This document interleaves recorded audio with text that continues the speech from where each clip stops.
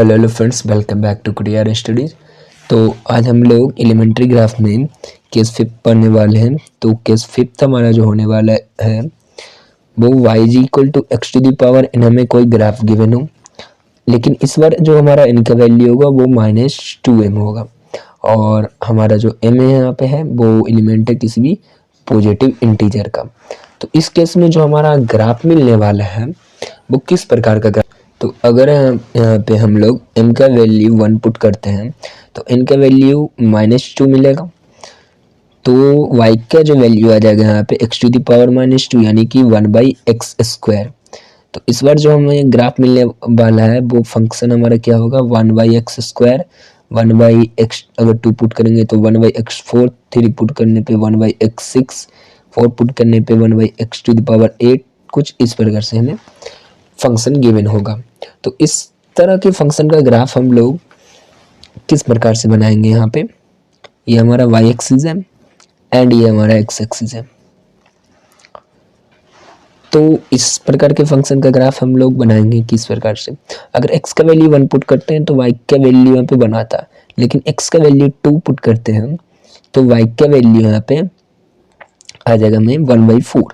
मतलब कि x का वैल्यू जैसे जैसे बढ़ाते जाएंगे वैसे वैसे हमारा y का वैल्यू घटते जाएगा। 1 पुट करने पे 1, लेकिन 2 पुट करने पे हमारा कम गया, फिर 3 पुट करेंगे फिर से और कम जाएगा।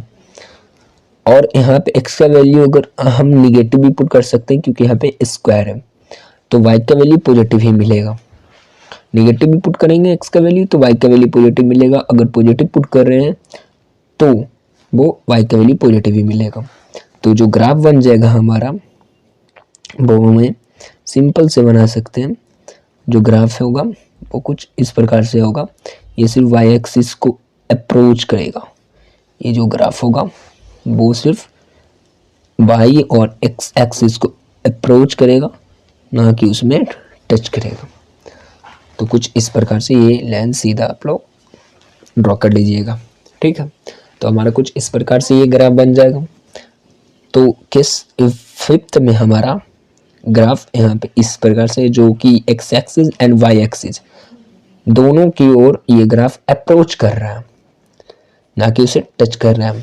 और इस ग्राफ का डोमेन और रेंज की बात करेंगे तो इस ग्राफ का जो डोमेन होगा ना वो हमारा होगा -इन्फिनिटी से लेकर +इन्फिनिटी तक, यानी कि जो इस ग्राफ का डोमेन ऑफ फंक्शन है या डोमेन ऑफ दिस ग्राफ वो हमारा हो जाएगा यहाँ से लेकर -इन्फिनिटी से 0 तक तो जा ही रहा है, लेकिन 0 पे हमारा अगर x का वैल्यू अगर कुछ भी ले तो y का वैल्यू तो हमें मिल जाएगा, लेकिन यहाँ पे 0 लेंगे तो y का वैल्यू पे हमें नहीं मिलेगा। तो 0 इस केस में नहीं आएगा, वो यूनियन होगा किसके, फिर से 0 से लेकर इधर से इन्फिनिटी तक। तो इस ग्राफ में हमारा डोमेन कुछ इस प्रकार से मिला।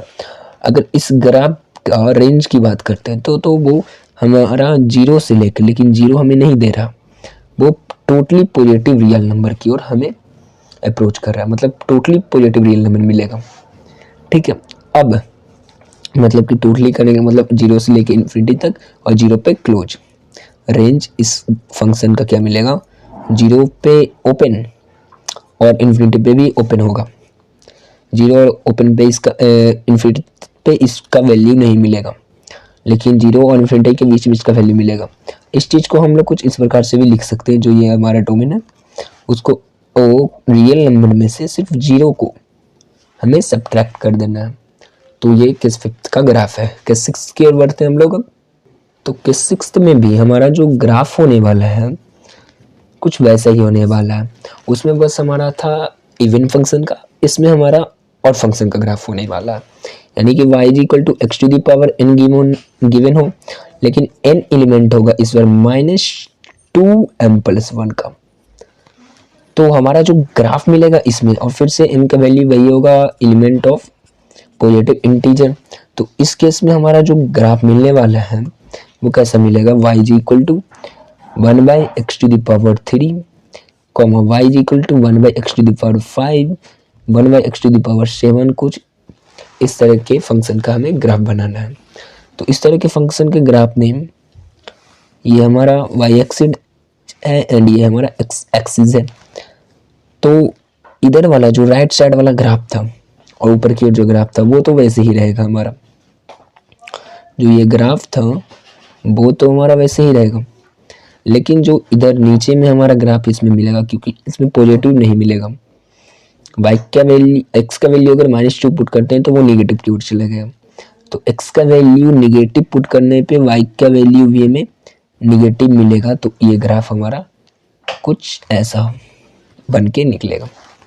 तो ये ग्राफ हमारा कुछ इस तरह से बन गया। तो y = 1/x³ का ग्राफ या y = 1/x⁵ का ग्राफ ऐसा कुछ बनेगा। तो केस 7 हमारा कुछ, तो केस 7 हमारा इसमें क्या है, केस 7 में हमें y = x⁴n अगर दे रखें, लेकिन इनका जो वैल्यू यहाँ पे होगा इस बार वो हमारा होगा -1/2m और m यहाँ पे जो हमारा है वो एलिमेंट है किसी पॉजिटिव इंटीजर का। तो इस केस में जो हमारा ग्राफ आएगा वो हमारा इस तरह के फंक्शन का ग्राफ आएगा जो 1/x⁴ या यहाँ पे m का वैल्यू 1 पुट करते हैं तो यहाँ पे क्या आ जाएगा, √x आ जाएगा। तो y = 1/√x का ग्राफ हो जाए, या यहाँ पे तो स्क्वायर रूट है, यहाँ पे 4th रूट आ जाएगा। फिर यहाँ पे हमारा अगर 3 पुट करते हैं तो हमारा 3 × 2 = 6, मतलब कि हमें 6th रूट आ जाएगा। तो इस तरह के फंक्शन का ग्राफ इस बार हमें केस 7 में फाइंड करना हो। तो इस तरह के फंक्शन का ग्राफ हम लोग कैसे बनाएंगे, तो इस तरह के फंक्शन ग्राफ को आप लोग रिमेम्बर रख सकते हैं। तो ये जो हमारे जितने भी एलिमेंट्री ग्राफ हैं आप लोग रिमेम्बर रखिएगा, हम लोग क्वेश्चन करेंगे तो इसका यूज आएगा। तो इसका जो ग्राफ होगा जैसे हमारा √x है तो उसका ग्राफ, तो √x का सिर्फ हमारा ग्राफ इस प्रकार से होता था।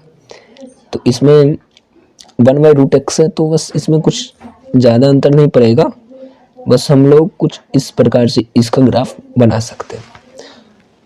बस हमें √x में वैसे ही करना है क्योंकि x axis and y axis, x axis का हमें तो पॉजिटिव लेना ही है, उसमें क्या है इसके पिछले ग्राफ में मतलब कि 5th वाले में हमारा ये चीज़ इधर भी आया था क्योंकि x एक्सिस का वैल्यू तो नेगेटिव ले सकते थे, लेकिन यहाँ पे x एक्सिस का वैल्यू में पॉजिटिव ही ले लिया है क्योंकि वो रूट के अंदर है। तो केस 7 में हमारा इस प्रकार से ग्राफ होता है। एंड केस 8 हमारा एक और है। तो केस 8 y = x⁴n और इनका जो वैल्यू होगा इस बार वो -1/2m + 1 होगा और m यहाँ पे होगा किसी भी पॉजिटिव इंटीजर का नंबर, है ना। तो इसमें कौन सा फंक्शन हमें मिलेगा, y = 1/3√x, 5th root of x, मतलब ऑड वाले रूट मिल रहे हैं यहाँ पे।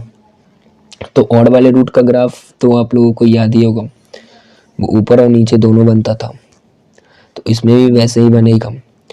ये तो हमारा x एक्सिस की तरह ही रहेगा, बस थोड़ा सा ज़्यादा यह यहाँ पे फोल्ड होगा।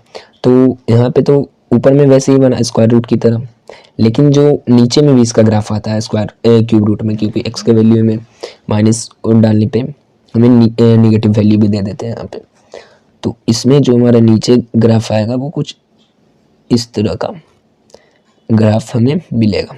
तो आप लोग 8 एलिमेंट्री ग्राफ्स हैं जो कि आप लोगों को याद रखना है, ठीक है। तो तब तक के लिए गुड बाय। नेक्स्ट